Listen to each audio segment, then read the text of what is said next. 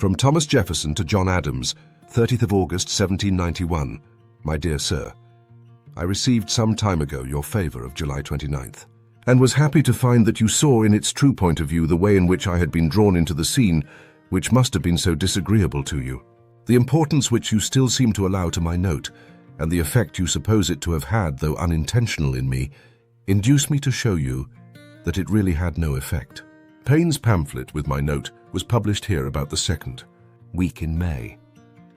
Not a word ever appeared in the public papers here on the subject for more than a month, and I am certain not a word on the subject would ever have been said had not a writer, under the name of Publicola, at length undertaken to attack Mr. Paine's principles, which were the principles of the citizens of the US. Instantly a host of writers attacked Publicola in support of those principles. He had thought proper to misconstrue a figurative expression in my note, and these writers so far noticed me as to place the expression in its true light. But this was only an incidental skirmish preliminary to the general engagement, and they would not have thought me worth naming, had not he thought proper to bring me on the scene. His antagonists, very criminally in my opinion, presumed you to be Publicola, and on that presumption hazarded a personal attack on you. No person saw, with more uneasiness than I did, this unjustifiable assault, and the more so when I saw it continued after the printer had declared you were not the author. But you will perceive from all this, my dear sir, that my note contributed nothing to the production of these disagreeable pieces, as long as Paine's pamphlet stood on its own feet, and on my note it was unnoticed.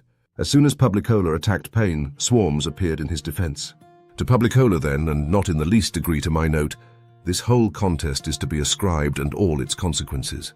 You speak of the execrable paragraph in the Connecticut paper. This, it is true, appeared before Publicola, but it had no more relation to Paine's pamphlet and my note than to the Alcoran.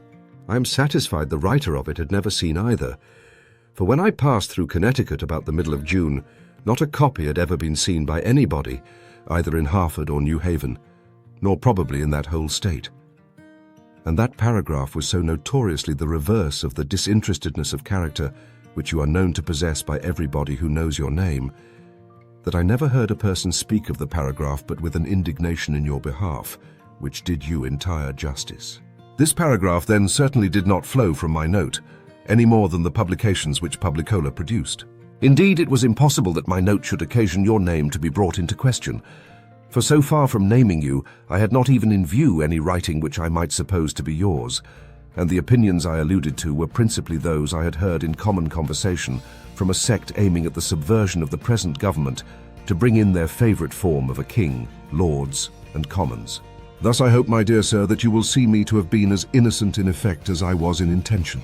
I was brought before the public without my own consent, and from the first moment of seeing the effort of the real aggressor in this business to keep me before the public, I determined that nothing should induce me to put pen to paper in the controversy.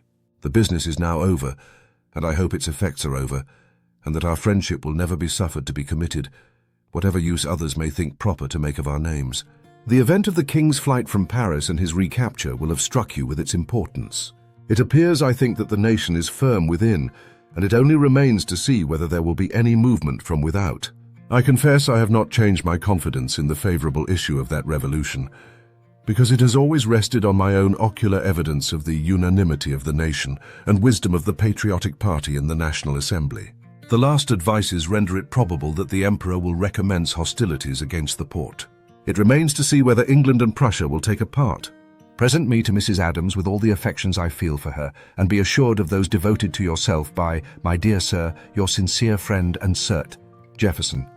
If you enjoyed exploring the fascinating letters from the Founding Fathers and gained insights into their thoughts and motivations, please give this video a thumbs up, share it with history enthusiasts, and subscribe to our channel for more captivating historical content. For those interested in diving deeper, check out the description below for a link to our homeschool materials.